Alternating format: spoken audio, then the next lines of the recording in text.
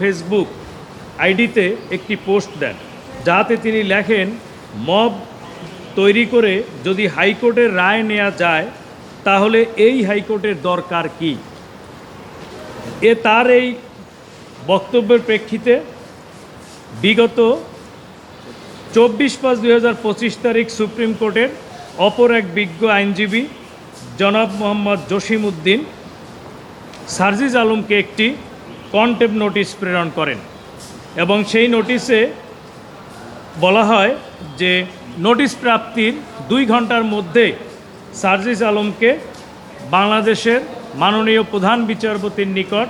Mona Lisa heavy flow 15 piece প্যাকেটের সাথে 8 পিসের একটি প্যাকেট একদম ফ্রি সুপ্রিম কোর্টের রেজিস্ট্রার জেনারেলের মাধ্যমে নিঃশর্তভাবে লিখিত ক্ষমা প্রার্থনা করতে হবে এবং সংবাদ সম্মেলন করে জাতির উদ্দেশ্যে জাতির কাছে নিঃশর্ত ক্ষমা প্রার্থনা করতে হবে। উনি এই সময় অতিবাহিত হয়ে যাওয়া সত্ত্বেও অদ্য পর্যন্ত উনি কোনো পোস্ট ওনার